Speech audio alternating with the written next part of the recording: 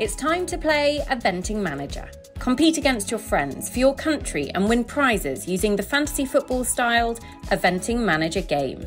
It is free to download in your App Store or on Google Play, and you can play along with eventing fans all over the world in picking your dream team.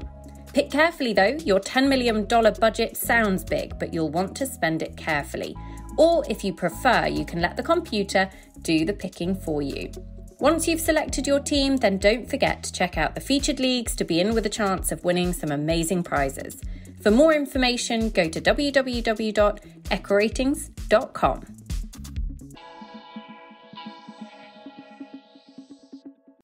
Welcome to the Echo Ratings Eventing Podcast.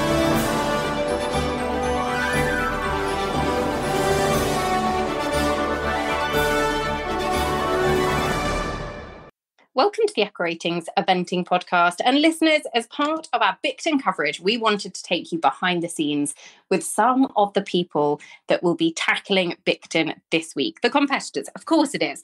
Now, I'm delighted that today's guest is a young lady who is coming on the podcast for the very first time.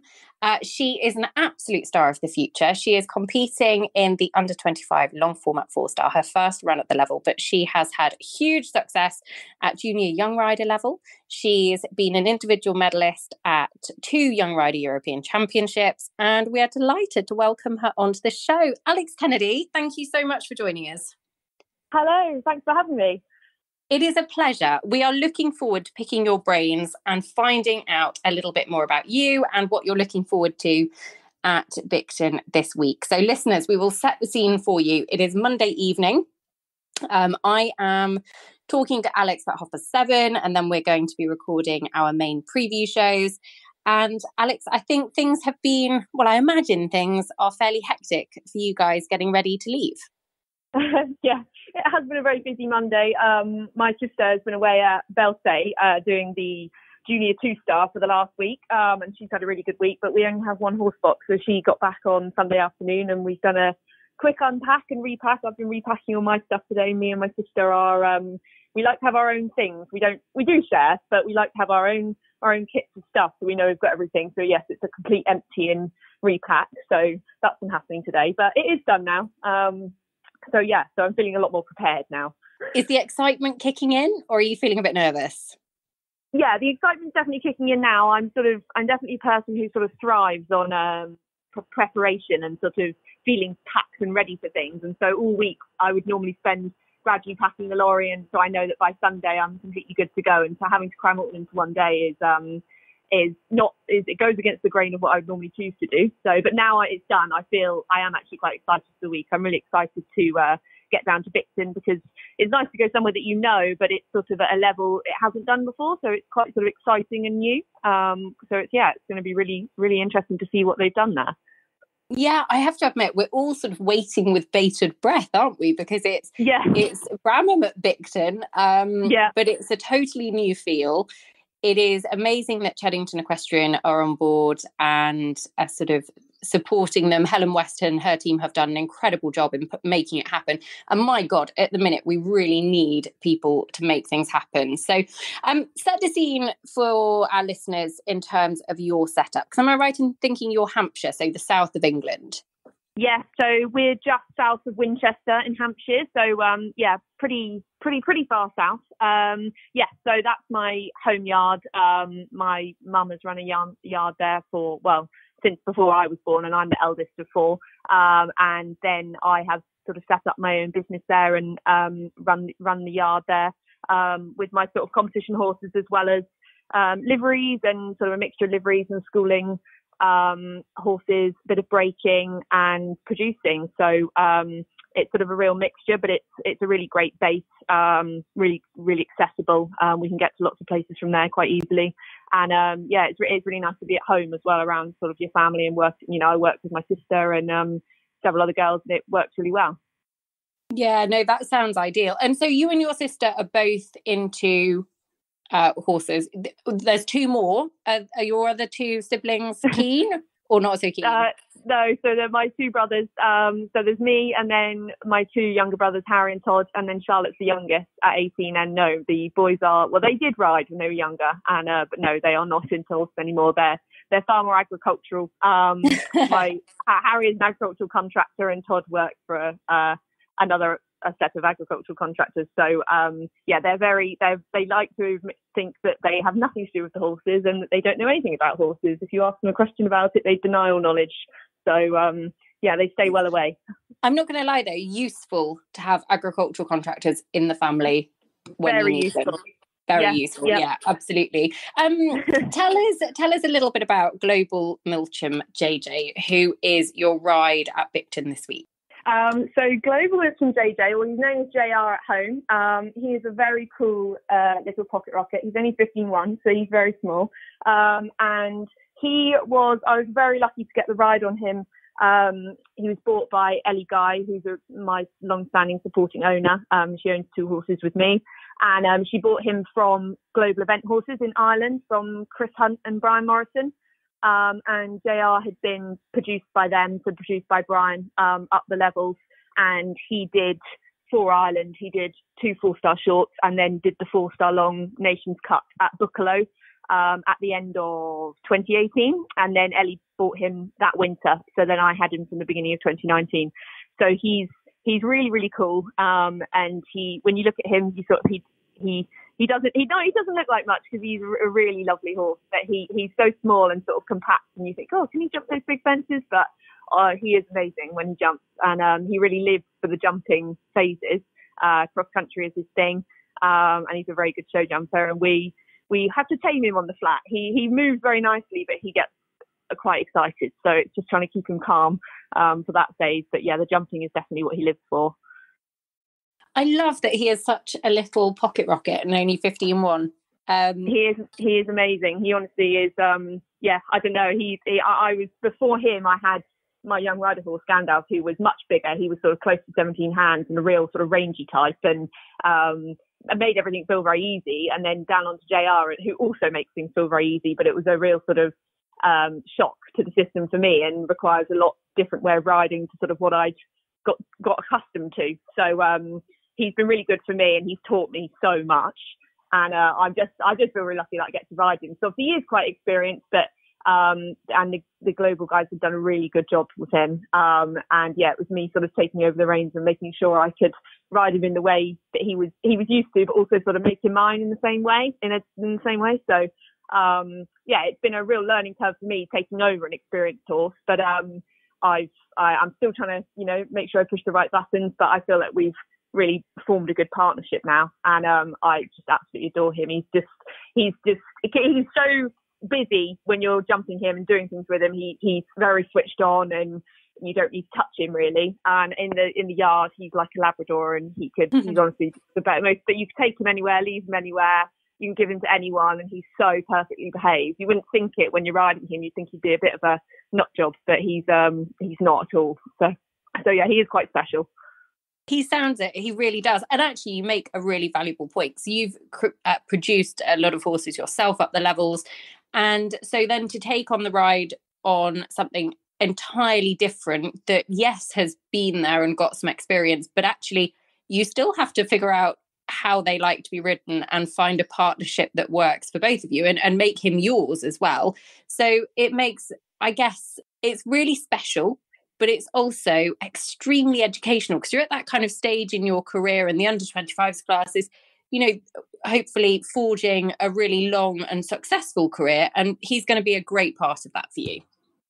Yeah, absolutely. And I was just so lucky that I got to the end of my young rider years and had Gandalf, but Ellie really offered me a real sort of step up to get the opportunity to gain experience at that next level above. It's a big jump from those sort of, even though I'd been advanced and done some 4 stars on Gandalf, to sort of move up from that onto a horse that has already done it, albeit a very different one to the one I was used to. It really gave me the ability to, it just really opens your eyes. It's not easy, but it's a much easier on a horse that you forge a long-term partnership with, to sort of gradually step up those levels, to get onto one that's already doing it and learn the way they want to be ridden, but also obviously you don't ride the same as the person who produced them. So to sort of modify them slightly so that you can gel is a really, I'm still trying to master it at the moment. I definitely don't still get things right with him. And he's fortunately so forgiving, and also Brian and Chris have been so helpful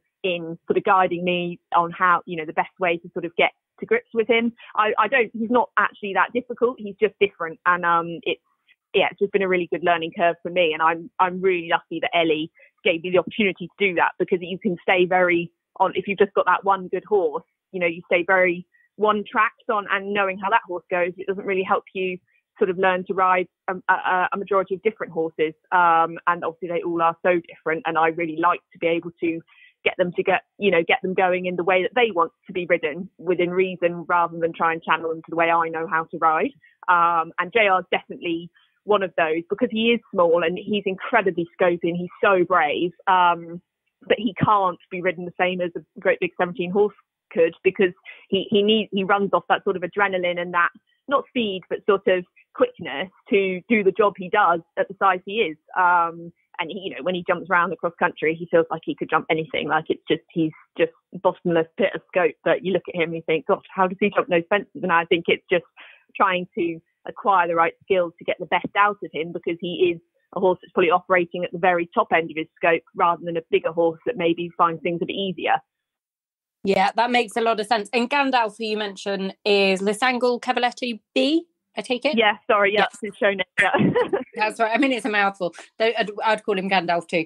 Yeah. Let me ask you about the Windrush Foundation, because we've done a couple of podcasts on the Windrush Foundation over the last couple of years, and it's the most incredible foundation, kind of aimed at giving young riders like yourself the tools to not only perform at their best and to have successful results, but also to be able to set up a business and all of those kind of little things that go into the cog to make that successful business a long-term thing.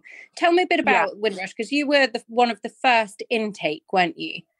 Yes, that's right. Yeah, it was me, Susie Berry and Mary Edmondson. We were the first three guinea pigs, I guess you could say. But we had, I certainly had an amazing time on it. And the biggest thing I took from it was the sort of relationships I forged with the people we met. You know, I would definitely say that before I'd never had the luxury of being able to say I had Pippa Funnell's number and I could call her up and speak to her when I needed some help or advice, or could maybe ask for her help walking courses at events and things like that. And it's being able to be on sort of talking terms with people like Pippa, who are just at the extreme top level of the sport and just have so much experience and knowledge to share, and are also, she's so willing to share it. You know, she wants to help the people that are coming up, you know, the younger sort of up and coming people. And that was definitely the biggest thing I took from it. But we also had such amazing experiences. We got to travel to so many places. We got to go to the big show jumping show in Geneva and see the sort of the Rolex Top 10, and we got to meet so many people and see so many things that we just wouldn't have got to do naturally. We wouldn't get those opportunities. Speak to so many people at the top of their field, veterinary wise, psychology wise, business management wise, and the amount of knowledge we took away from it was just become even put it into words. And yeah, it's just an amazing thing that is starting. It's still so early on in its stages, and I think we were just so lucky to be a part of it when it was just starting out. And even now we're still we're part of the academy now, that allows us to still benefit from the connections that you get through the Windrush program. And yeah, I just think it's a really great thing. It certainly is producing plenty of stars of the future. What about your expectations for this week? It is your first run at long format 4-star. What are you hoping for? If we were to speak on Sunday evening, what would you love to be able to say had happened? I don't want to sound too over optimistic, but I mean, it's my first run at 4-star long. It's not JR's. He's done one before at Buccalo.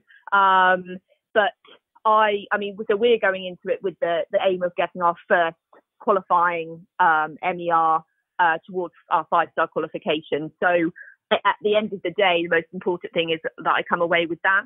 But I think as it's the under 25 class and it's Bicton, which I have been to before, and it's kind of somewhere I know and feel a little bit more comfortable. I mean, I would be lying if I said I didn't want to go and be competitive. JR definitely has the ability to go, and he's not, I don't want to put him down, but I don't think we're going to be leading after the dressage, especially looking at the lineup of some of my peers on their horses, who I know are all just absolutely incredible.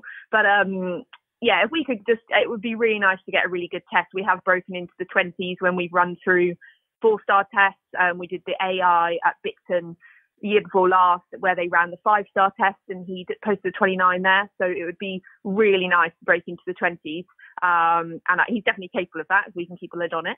And a double clear would be the aim. I mean, obviously, I don't know at the moment how the terrain is going, how the sort of time is going to be. We won't know, I guess, until we've walked it, whether it's going to be easy to get a time or harder. I mean, my gut hope is that the cross country is going to be quite influential, and maybe the time is going to be difficult. I'm not the fastest rider in the world, but JR can definitely shift. So it would be nice for me to sort of have a bit of pressure on me to sort of make the most of that.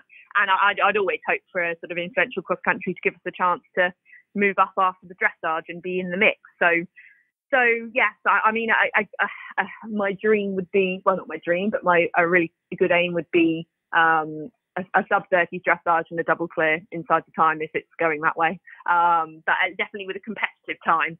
I would be really pleased with that. But obviously at the same time, I won't be taking any absolutely unnecessary risks, because the most important thing for me is that we come away with a qualifying result. And made a few mistakes in the past with him trying to get qualifying results and being a bit over competitive and making silly mistakes where we're still a bit of a green partnership, and then having to run him again somewhere else, which pains me a little bit, because JL doesn't need to keep running at that level to sort of get qualified. It's up to me to get the job done. So that will be the main aim, just make sure that I don't make any silly mistakes that puts that in jeopardy. But I would really like to be competitive. So yes, I will say that. That makes a lot of sense. And we will certainly on the Eventing podcast be cheering for you, Alex. Thank you so much. It has been brilliant to have you on the show. Good luck with JR this week. And I too hope it will be a good influential cross-country test. But yeah, we'll be cheering for you. And fingers crossed you do come away with that MER, but also a really competitive finish as well. Brilliant. Thank you so much. Listeners, we hope you've enjoyed hearing from Alex. It's part of our specials around Bicton International coming up this weekend, and we will be back very soon with more, so do stay tuned. But thanks for listening to the Echo Ratings Eventing podcast.